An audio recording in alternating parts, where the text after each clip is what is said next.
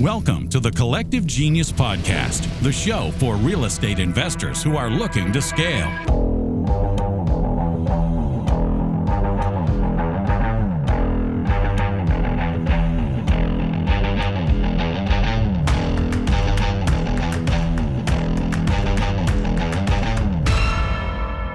Welcome back into the Collective Genius Podcast. I'm your host, Leon Barnes. This is the podcast for real estate investors looking to grow and scale their businesses.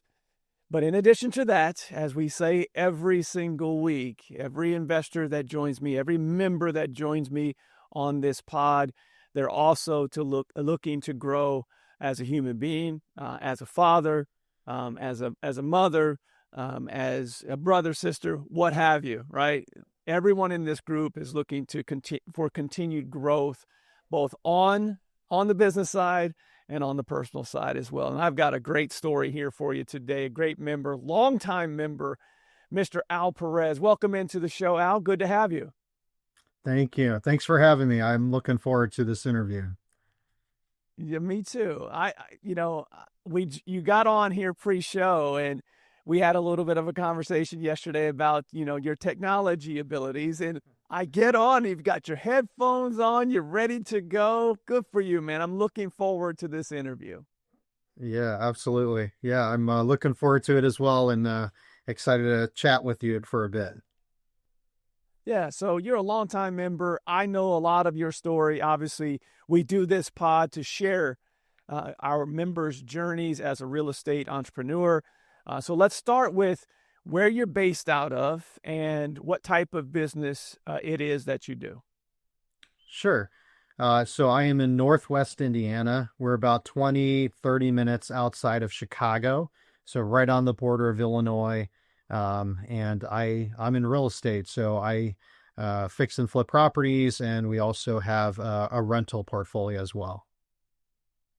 Yeah, and your rental portfolio we'll get to in a bit, because there are a lot of people that listen to this show that are single-family operators, fix and flip, wholesale, hotel, novations, landlords that want to make a transition into more commercial assets, multifamily. You have done that. We'll save that, but I want to start with, how you got into this, because I've known you for a very long time, and when I first met you, this was mostly a single-family operation that you've made this transition into multifamily. But before we get in all of that, where did you start? How did you get into this business?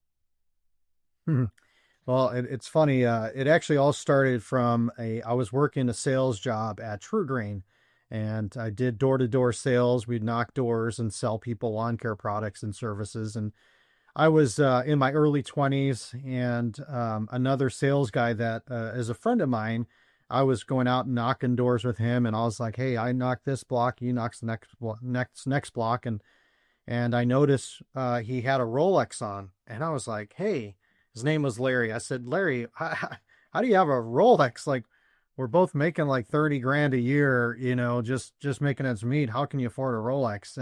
And he said, "Well, I fix and flip a few houses, and I've got a couple rentals." And that's how my story begins, because obviously I was intrigued and asked him, "Well, can you show me? Can you show me how to do a fix and flip and how to make money with that?" And he said, "I'll tell you what." He said, "If you save some money," and he's like, "just save about $50,000, because in Northwest Indiana, this was in 2008. The market was crashing, and you can pick up houses, 3-bed, 1-bath on a slab for about 20 grand in our area for a small little house. And he said, "Give me about 50 grand and we'll partner. I'll bring the house, I'll bring the contractor, and we'll flip a house together and split the profit." And it all started from that story. Yeah. Two things there. Number one, it reminds me of the Wolf of Wall Street character, Jonah Hill character, when he sees, the main character and says, "Hey, what is it that you do? Because if you make that much money, I'm quitting my job tomorrow." You actually asked the question of, "Hey, man, how'd you get that Rolex?" and started this journey.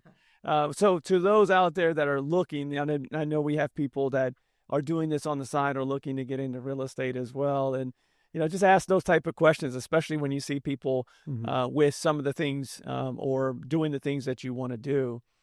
So that was the first thought I had in my head. The second thought was, have you paid this forward to anybody else?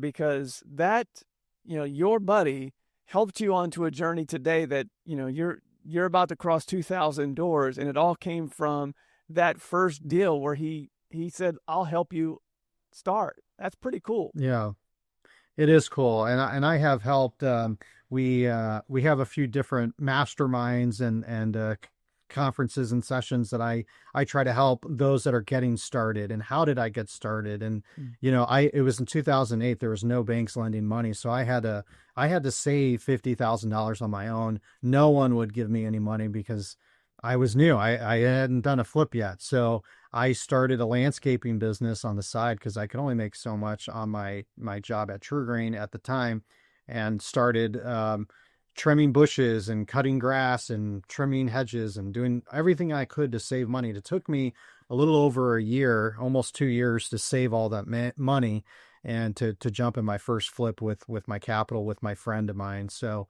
but yeah, it's definitely, it's definitely something that I've tried to use to help other people. People think they can just leverage up and get a bunch of money, and it's not really the case. When you're doing your very first deal in real estate, no bank or family member want to be the guinea pig and be the first one to invest with you on something you've never done before. So you really, it takes some time and effort on your part. How did you do on that first deal?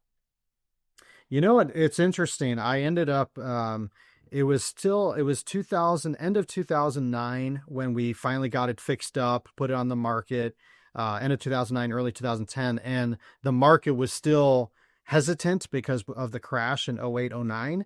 And so we ended up not being able to sell it. We bought it for $20,000. I put 40 in it. I was in it 60 grand. And I was trying to sell it for 99,000. I could not sell it. So what I told my friend was, I said, you know what, Larry? I said, you've been a good partner. I think what I'll need to do is refinance you out. I'll go to a bank, get a loan, and I'll pay you out, and we'll split the profit left over after the refinance. So I did the burr when the burr wasn't cool, or most people didn't know about it. It wasn't. I just said, let me take the money out. It wasn't a thing. And so I refinanced out, and I gave my friend, I think it was like 10 grand or 15 grand. And I was able to make it a rental. I rented it out very quickly. I stuck a sign in the yard for rent and got literally 40, 50 calls a day on it. And I took that money and I bought my next flip the very next year. And I told my friend, I was like, I think I figured this out. Let me try doing it on my own, and found a house off the MLS. And back then on the market, there was just tons of inventory. You could just pick up houses for dirt cheap. And so I was just buying them off the MLS, and I started the very next year doing my own flip in 2011. I went out on my own and did one flip, and same thing though. I couldn't sell it, so I refinanced it. And then I said, you know what, I'm going to try a different city. So I went to a different city, which was more middle class area, and fixed it up. And that was my first flip that I was able to do in the town of Maryville, Indiana. So was able to make a little over $20,000 profit on that deal, which was huge. At that time, I was making probably close to 40 grand now at that time. And that's, 20 grand when you're making 40 grand a year was huge. Yeah. So this is now 3 years in. You're still working at your W-2 job. When did you get, what is this, 2011, you do this first one, make a good amount. When did you give up the W-2 and go full time on this? Yeah, so that's a good question. Every year since 2011, I just was doing 2 flips, 4 flips, 8 flips, and I was just reinvesting all my money back in. And that's critical, I think, with anyone listening. Your first several years, like, you can't go out and buy a Lambo. You can't go out, take a vacation and blow all the money. Like, you have got to reinvest that capital. It is literally the lifeblood of when you're starting a business. So I would say for the first 10 years, just reinvest. And that's what I was doing. I was just snowballing the money and profits back in. I ended up leaving True Grain. I became a manager and was making, over 6 figures, but I got a better opportunity in downtown Chicago to sell software. And, So I did that up until, I would say, I quit that job in about 2017 is when I went full time into real estate. In about 2017, 2018. That job was great. I was making 150 grand a year. But I was, at that point, I was flipping about 30, 40 houses a year on the side. In between lunch, I was going on the market and buying houses, and I was flipping them still. And after I got off work, I would go to these houses at night with my flashlight, because it was 8, 9 o'clock at night when I got off work. And I would go through the flips that we were doing, and I would check up on the contractor's work, make sure orders had been delivered, materials, and so forth. But I was flipping about 40 houses and making probably 500 to 600 grand a year. So I finally was able to quit my job, because I was making way more in real estate than I was at my W-2.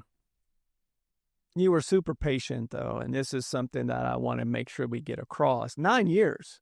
9 years from the time that you got with your friend that had the Rolex, that helped you with your first deal. 9 years later, you finally make the decision, because you had built up a big enough machine that you felt confident with leaving. There's a lot of wisdom in that, a lot of patience.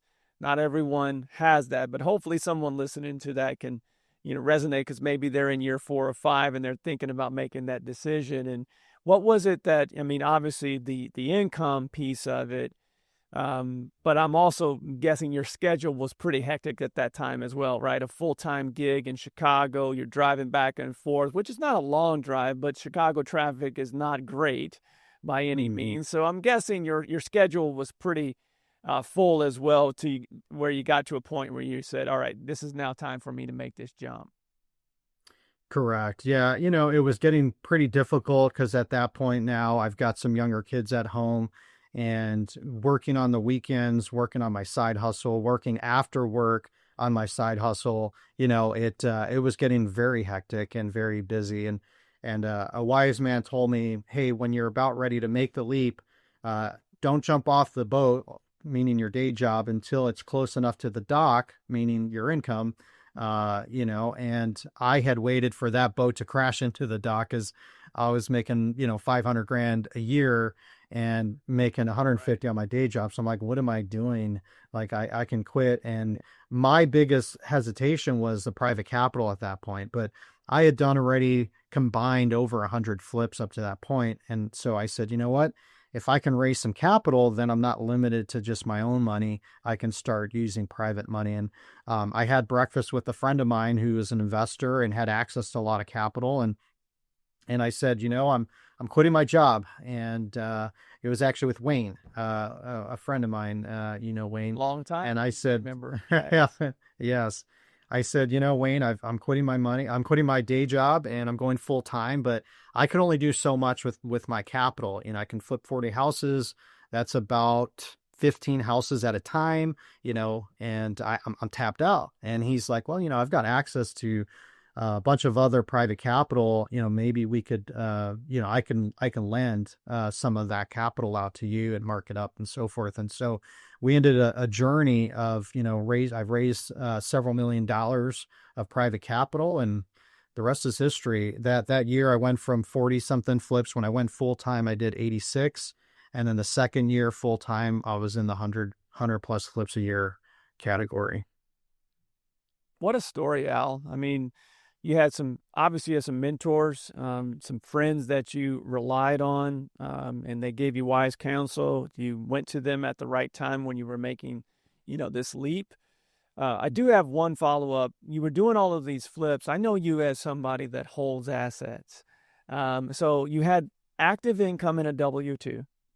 And you also, as you mentioned, were, netting, $400,000 or $500,000 a year off of your flip projects. Were you holding any at this point? Because you had a lot of active income. I did. I did. That's a great question. Yeah. I was just paying the taxes. I was maxing out the 401k. You can do the self-directed account. My wife became an agent during that time. I said, makes sense for her to be my agent so she could start listing these homes for sale. And so she was making, really good money as well. So we were both able to max out our retirement account, which I think at the time was like $50,000 per person, as long as you make over $250 each. And so I was putting away $50,000. She was putting away $50,000. So we were writing off $100,000 of income, putting it into a self-directed retirement account. But that was it. So I was offsetting my income by a little bit, but I was still paying, pretty high amount, a pretty big tax bill each year, up until 2021 when I transitioned into rentals. Okay, so 2021. Now, this is 4 years later after you've gone full time, maybe 3.5 in that range. So 3 to 4 years later, you start holding. Where did, that's not something you were doing before. Obviously, the first one that didn't sell, you turned into a rental. But outside of that, you really weren't focused on it. So did you have some help? At this time you're in CG, was it a CG thing? Was it somebody that you talked to, or did you just, learn by trial and error?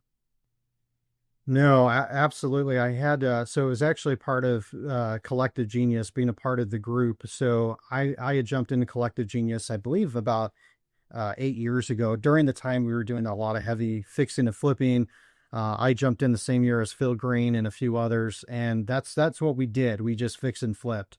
And being a part of those rooms in Collective Genius really helped open my mind out to the possibilities of, legally, how could I limit my tax exposure through rentals and through apartments? And I would hear some of these guys speak about depreciation and cost segregation and things. But for me, I was okay paying a 6-figure tax bill. But what happened in 2021, as you know, interest rates dropped down from, 6% down to 3%, 2.5%. So everything that I flipped, which in 2021, we did about 158 flips that year, everything that we flipped, instead of making, 15 grand, 20 grand profit, they were going over list price, because everyone was buying. 2021 was just like the hot of the market because rates were so low. So that's right. Correct. Yeah. So I was getting 5-10 offers per property. I was getting little letters from the people trying to buy it saying, hey, my kid goes to school around the block from there. We love this home.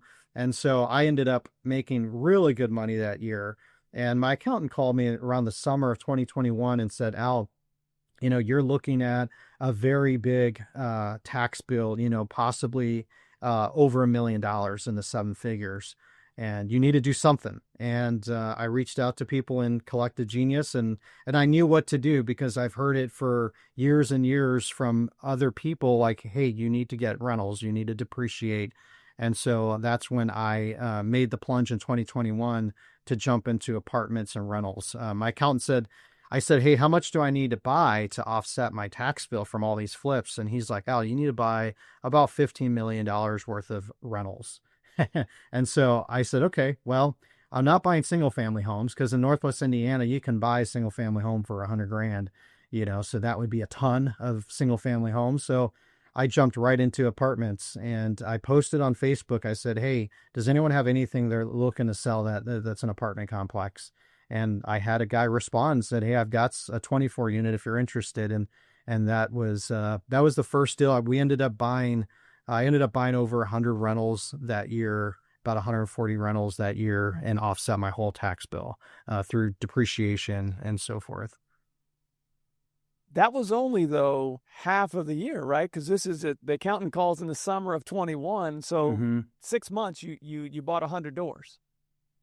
Correct. Yeah, I was scrambling. I was calling people, calling agents. Hey, I'm looking to buy apartments. What do you got? And really, I didn't tell them this, but in my mind, I was willing to overpay just to at least, I'd rather overpay and have equity or have a building, have my money go to a building than just be given away in taxes. So I was like, what do you got? I'll buy it. So, but yeah.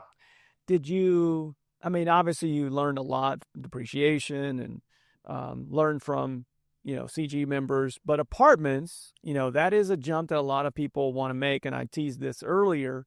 You obviously made the jump because you needed the offset of taxes, but your first one was a 24 unit. So you weren't taking this massive bite of, hundreds and hundreds of doors with the project. How did the underwriting, there's a big process, there's a big transition that happens with multifamily. 24 is small enough, but there still has to be some underwriting that you're going to do that's different than the single family assets. How did you learn that? Did you consult with someone in the group? Did you consult with anyone? Yeah, that first one, I really didn't. I knew of like a 1% rule. Like, hey, if you're buying something for $100,000 a door, the rent should probably be at least $1,000 a month in rent. So that's kind of all I knew. And I didn't know a whole lot going into it, to be honest. I had jumped in, with the 24 unit, it was 2.4 million. It was 100 a door. The rents were all about 1,000 to 1,100 a month. So I thought, okay, well, this works. And I'm just going to kind of jump in and try it out. Thankfully, it actually panned out really well. That building's, I still own it today. It's worth over $3 million and rents are 1,400 a month there. But at the time, I was just looking to avoid a tax bill. I was calling a few people in CG and getting some advice with some of the underwriting part of it, of the expenses and what I should anticipate with them going up. But really, it just takes a leap of faith and just kind of going out and doing it. I'm the opposite of paralysis analysis. I really just kind of jump in and figure it out as I'm going. I do not sit back and overanalyze things. I'm just like, let's just do it and we'll figure it out as we go. And I think that plays a huge part. Well, and you also had motivation, right? And at the time, you still had low interest rates. So you got lucky on that side, right? Where you can manage things for cash flow. Where if you were to do that today, those interest rates that you were able to get, in 21 changed in March, April of 22. So you hit it, right around the right time to be able to make that transition. Mm. You're still buying multifamily, and this year you will hit the 2,000 door mark. So obviously you're buying more multifamily. Are you still buying single family, or are you just exclusively now multi? Yeah, that's a good question. No, we're still buying a lot of single family. This year we'll do over 100 deals of single family, fixing and flipping, wholesaling them. And then we're taking that capital and we're using it to buy apartments. So what I typically do now is I'm using private money to borrow for my fix and flip business. And then I take the profits from that and I use the profits to put my 20% down or 25% down in some cases on an apartment complex. And I'll partner up with the bank, better debt, cheaper debt. And so I don't have any partners on those close to 2,000 doors now. So what I found out is the depreciation, my accountant said, whatever you don't use gets carried over into the next year. And so I thought, okay, well, that's a no-brainer then. At the time in 2021, it was 100% on the cost seg bonus depreciation. And the next year it dropped down to 80%. And I knew the following year it dropped down to 60. So what I ended up doing was next year I bought over 500 rentals and just kind of blew it up. I think it was 50 something million dollars worth of real estate I bought and more than offset my tax bill for that year. And then I had a few $1,000,000 carry over into the following year. And once I figured that out, I'm like, well, I'm just going to keep buying and just have this carryover to help offset in case there's a year that I don't buy an apartment building. I think the key takeaway here, Al, what you've done, so well is you've continued the cash machine of the single family to create long-term wealth with the multifamily. And I know in 21, we had a lot of people that made that jump to go exclusively into multifamily because it was sexier than single. But where you've never stopped is your motivation is to grow wealth, but you also understand in order to do that, you have to have an ATM from your single family that helps you create that long-term wealth. That doesn't mean that you'll always do that, but right now that's the formula that works for this long-term wealth building now up to 2,000, almost 2,000 doors now. And here's the other piece of this that I really love, because a lot of people that join the Collective Genius, some of the biggest challenges, regardless of what tier they come in at, is typically people, so operations, and then leads, especially during a time like today where the market is normalized for what we know the market to be, not that crazy 2020, 2021 market, right? So what I'm Right. most impressed with is that this is not a marketing machine. This is a referral machine. Like all of these relationships for your multifamily and most for your single family all come from realtor as well as other agents and people that you know in the community, correct? You're not doing a bunch of Correct. marketing to get these leads, right? Correct. On as far as the commercial side, yeah, I would say 95% of the apartments that I'm buying are through agents, people that I know. I would say out of close to 2,000 doors, 1,800 of them came from agents and people I know. So it's definitely your network. The single family side of business, we are spending marketing there to get the 100, 150 fix and flip or wholesale deals. But yeah, you're 100% right about that ATM machine. I know too many people that go into real estate, and it is true that to be rich, you got to flip homes, but to be wealthy, you got to hold them. But the problem is a lot of guys want to have a lot of doors, but they jump in the rental market too soon, and they end up running dry on funds because things cost money, things break, tenants leave. And so you got to have that, like you said, the ATM machine to keep things going. Otherwise, if you just jump into rentals, you're going to end up being very cash tight and it's not going to work out. You've got to pace yourself, do the fix and flips, grow that money first, and then start jumping into rentals and build long-term wealth. If someone's listening to this right now that is flipping, wholesaling, has a lot of income that comes from that business, is looking to make that jump into holding more. Let's talk specifics to multifamily. Obviously, the first one was a post. So we know that social media across the board helps people when used correctly, right? So that first one you found that way. If someone's taking that first step of building relationships with agents or multifamily commercial brokers, how would they go about doing that, Al? What's the best way? I would just say stay in front of them, reach out to them. And I think the part of the biggest thing that I've found is as an investor, a lot of investors are cheap and you don't get leads by being cheap. And so what I've told people is, hey, bring me your deal and I'll pay you very, very generously for the lead. And in some commercial deals, I just bought an apartment complex, a killer deal this year. It was a 96 unit. It was a $4 million purchase and it was 96 doors. So that's like 40 grand a door.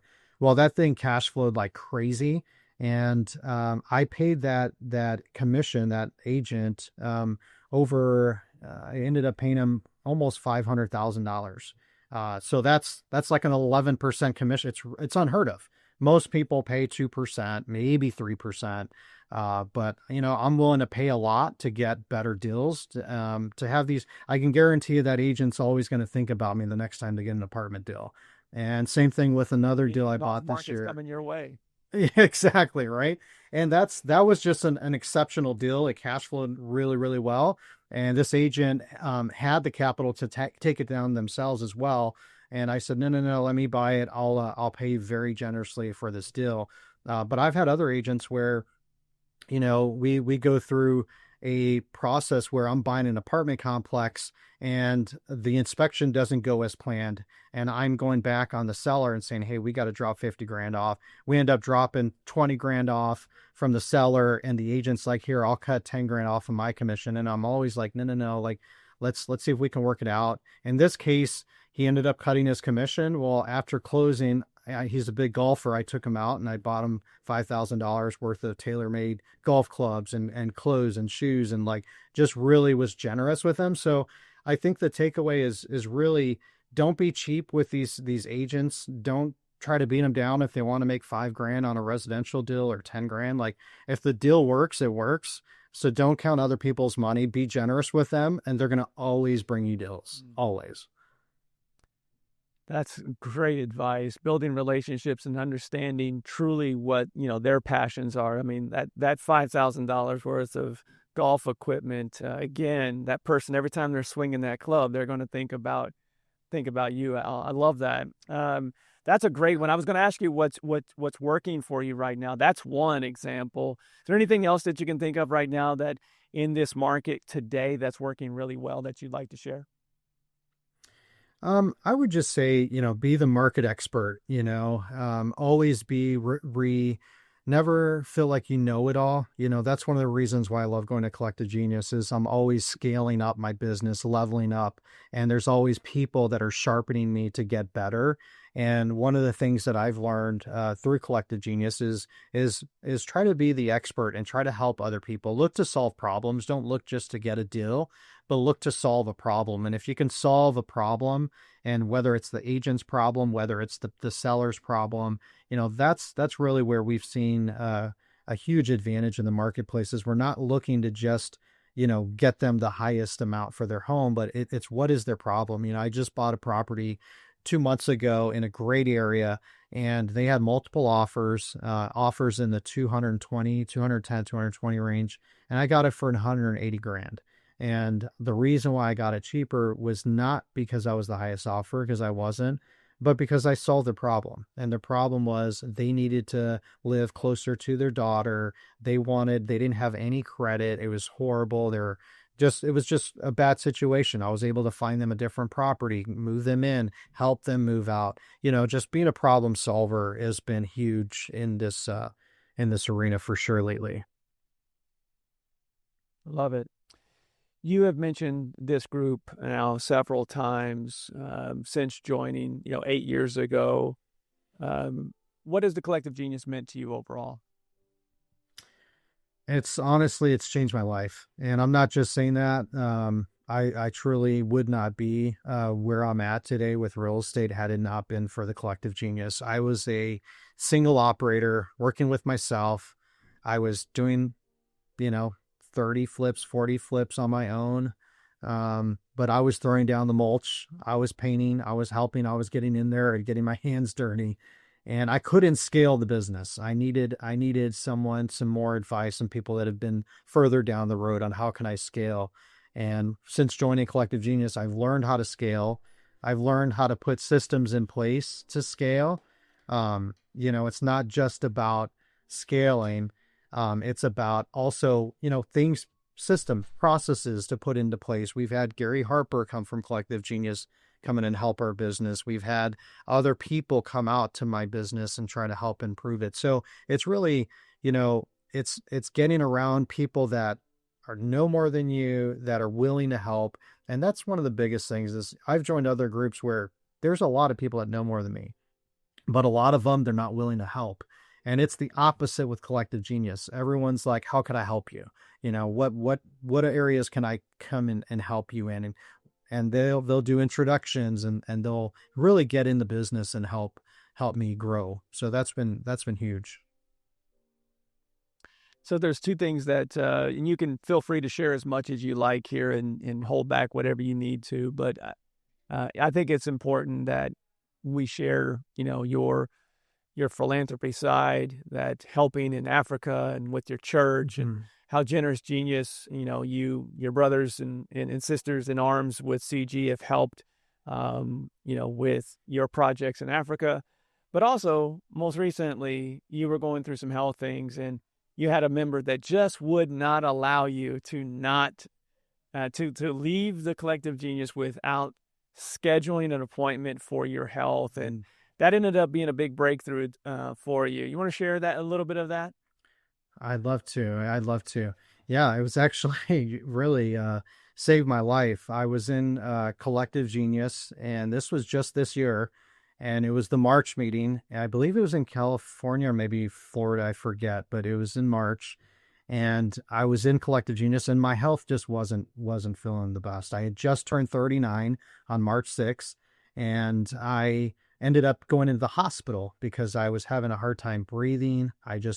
My hemoglobin, for those of you that know what a hemoglobin was, I didn't up until that time, but was 6.6, which is very, very low. And so I got my blood work, and they're like, you need to go to the hospital ASAP and get a blood transfusion because your hemoglobin's so low. I went there, got 2 blood transfusions, got an iron transfusions. I got a CT scan, and they're like, everything's fine. We don't see anything. And And I was like, man, I feel great. Since I had the blood transfusion, I just felt like 20 years old again. And I was ready to take names again and go out there and make it happen. And a couple of weeks later, I was sharing at CG, like, hey guys, make sure to get your blood work, because you can find stuff out and this and that. It's not all about making money. It's about taking care of your health. And Phil Green was sitting in the room, and he's like, there's just something's not adding up. You had low blood. Like, why are you losing blood? It's not adding up. And I said, well, I took a CT scan. Everything came in clean, and he was like, let me see. And he pulled out ChatGPT and started just talking to it and asking, what's your family history? And, did anyone have cancer in your family? And I was like, yeah, my dad had cancer and my brother's got cancer, and going over different things. And it was like high probability you've got cancer and you should get further testing. And so Phil's like, you know what? I'm going to book you. You need an MRI scan, and I'm going to book it for you right now. And I was like, no, I'll do it maybe in a few months, and he knew I wouldn't do it, right? Because life gets busy. And he's like, nope, you're not leaving this room until we book that MRI scan. And he pulled out his computer there, and he was finding one. He's like, oh, there's one. It's Pronova. It's in Chicago. It's 30 minutes from your house. Like, you're going, it's $2,500. Give me your credit card. He's like, I know you got the money. Give me your credit card. I'm putting it in. You're getting booked for Thursday. And this was Wednesday. I'm like, well, this is like the next day. As soon as I get back from CG, he's like, you're going. And I went to Pronova, and a week later they called me and they said, hey, you've got a mass the size of a baseball that's in your colon. And so I called my doctor right away, and he's like, we got to get a colonoscopy and see a biopsy on it and see if it's colon cancer. And sure enough, it came back cancerous. And thankfully, I was able to get into Mayo Clinic. I feel like God was involved with getting me in very quickly. I went in the next week to Mayo Clinic, and they ran scans and said, yep, we can get you, we'll squeeze you in the following week to have surgery. And was able to get it all removed, thankfully, all robotically, actually, and saved my life. They made small incisions. They cut out the cancer. They were able to reattach my colon back to like my small intestine. And they said, hey, Al, you thankfully it was stage 2. We caught it early enough. It didn't spread to the lymph nodes, and we're able, you don't need I think it's a colostomy bag. They're like, you don't need that. We were able to reattach everything, and you're good to go. So it was a huge, I mean, if I didn't talk to Phil Green, if I didn't be a part of CG, I could be dead. Like it was that serious. So, I mean, it's huge. CG is like, I owe my life to CG. And, thankfully the other thing with, philanthropy is, God's really blessed the business. And I think part of the reason why is we give 20% of our profits to different causes and missions works and things like that. And being a part of CG, Jason Medley, has been just instrumental with being very generous, and he's got a big heart, as you know. And I went to Africa, and this was actually before I had diagnosed with cancer. And I said, Jason, I went to Africa and I saw an orphanage, and there's about 50, 60 kids living in this 3,000 square foot little house. And they've got 3 toilets outside the building. They're all sleeping on the floor. I'm like, we've got to do something. And I was just crying. And he's like, Al, let's raise money. Let's raise money at the next CG event. And he's like, I said, I'm going to put 25,000 towards it. And Jason's like, I'm going to throw in another 25 and we'll raise some more money at CG. And that event, at Collective Genius, we raised over 100, I think it was 150 grand for this orphanage. And they were able to build this beautiful complex, 3-story, massive complex. And it's got over 100 orphans in it now. That's a school, that's a dormitory, that's got a cafeteria, that's got bathroom facilities. It's been just so huge. So, the people in Collective Genius aren't just about making money, aren't just about scaling up your business, but also they've got a big heart, and they're some of the most generous people that I know. What a great story, Al, both from the Africa story of raising capital there and changing lives there, but also, I don't know if I've ever talked to anyone on this pod that CG literally saved their life. Like, just having a member that knows you, that and Phil's one of those guys that, man, he wants the best for everyone, and having heard your what you were, he actually listened and said, no, I know something's weird's going on here. You need to go get this checked out. What a great story, and so happy that you found that, because, man, that could have been really, really bad really quickly. Let's end on some more positive here on things that you're most excited about moving forward. You're about to get to 2,000 doors. Let's end this with, what's in store for 2026 and beyond for Al Perez. Yeah, my plan next year is to buy at least 500 rentals next year, fix and flip, wholesale, 150 plus homes. It's really, doing the same thing over and over and over again. There's nothing crazy about it. It's just being consistent. If I can add 500 doors every year, $50 million worth of real estate holdings, and make some money flipping homes, and just consistently do that. That's my plan going into next year. I want to continue to push my giving goal, and we helped this year start two colleges. We helped an orphanage. We're gonna really partner up with a water purification. There's a ton of people in Africa and other areas that don't have clean water, and so my goal next year is to really push and to help those that need clean water, and give them not just clean water to drink, but teach them about Jesus and about the Lord, and talk to them about the Bible, and love to help them on the spiritual side of things as well as the physical. So I don't know if cancer has toned me down, but it's reshifted my focus now. And thankfully, the Lord's been good. I'm cancer free. There's no sign of cancer, which has been awesome. I just had blood work done last week. So things are great from that front, but my focus is not really, making more money. It's how can I make an impact for people's lives for eternity, and also help them physically. And so, we're picking up our giving efforts next year and really trying to make an impact from that front. Love it. Good things happen to great people. You are one of those, my friend. If someone wanted to reach out and get more information about you, or just wanted to ask you a few questions, what's the best way for them to find you? Social media, website, what's the best way? Yeah, for sure. They could reach out to me on Facebook. I'm on there quite a bit, weekly, doing posts or updates on apartments or something. So it's Alfred Perez. So just find me on Facebook. Love to just message me there, and love to connect and try to help you. I feel kind of like George Bailey from It's a Wonderful Life.